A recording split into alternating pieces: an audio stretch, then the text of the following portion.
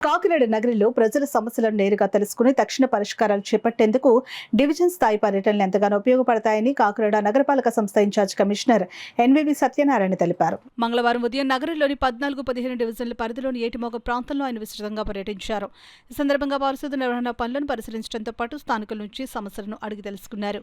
పలుచోట్ల డ్రైనేజీలు సరిగ్గా పనిచేయడం లేదని, వీధి లైట్లు వెలగడం లేదని ప్రజలు కమిషనర్ దృష్టికి తీసుకుని వచ్చారు. దీనిపై స్పందించిన ఇన్ఛార్జ్ కమిషనర్ సంబంధిత ఇంజనీరింగ్ అధికారులకు తక్షణమే చర్యలు తీసుకోవాలని ఆదేశించారు. అలాగే ఆ ప్రాంతంలోని త్రాగునీటి నాణ్యతను స్వయంగా పరిశీలించి ప్రజలకు త్రాగునీటి భద్రతపై అవగాహన కల్పించారు. అనంతరం ఏటిమోగలో అసంపూర్తిగా నిలిచిపోయిన ఫికల్ స్లడ్జ్ ట్రీట్మెంట్ ప్లాంట్ను కమిషనర్ సందర్శించారు. ఈ సందర్భంగా ఆయన మాట్లాడుతూ డివిజన్ పర్యటనల ద్వారా ప్రజల సమస్యలు నేరుగా తెలుసుకుని వేగంగా పరిష్కరించేందుకు అవకాశం ఉంటుందని అన్నారు. ఏటిమోగ ప్రాంతంలో ప్రజల సమస్యలను ప్రత్యక్షంగా తెలుసుకోవడం జరిగిందని, పారిశుద్ధ నిర్వహణ పనులను కూడా సమీక్షించామని తెలిపారు. అసంపూర్తిగా ఉన్న ఫికల్ స్లడ్జ్ ట్రీట్మెంట్ ప్లాంట్ విషయాన్ని స్థానిక ఎమ్మెల్యే దృష్టికి తీసుకుని వెళ్లి దాన్ని పూర్తి కోసం అవసరమైన చర్యలు చేపడతామని పేర్కొన్నారు. ఈ పర్యటనలో కమిషనర్ వెంట health officer doctor Prithvi Charan, EE Adinarayana, sanitation supervisor Rambabu, sanitation inspector Dharmaji, సచివాలయ సిబ్బంది తదితరులు పాల్గొన్నారు.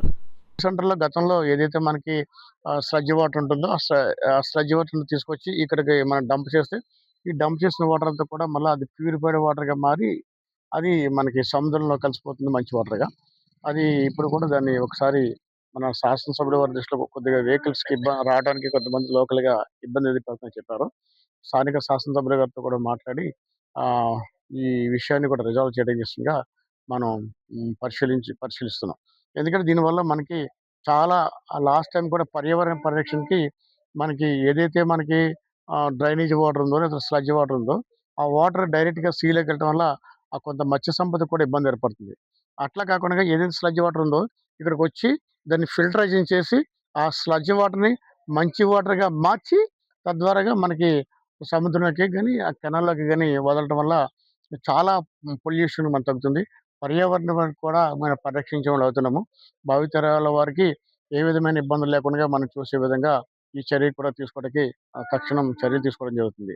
ఇక మనకి కొన్ని చోట్ల ఈ పార్క్ విషయంలో శానిటేషన్ లేదని చెప్పాము. వారికి కూడా శానిటేషన్ ఉండే విధంగా చూడటం. అదేవిధంగా తడి చెత్త, పొడి చెత్త డోర్ టు డోర్ కలెక్షన్ ఇక్కడ బాగానే చూస్తున్నాము. అది బాగానే జరుగుతుంది.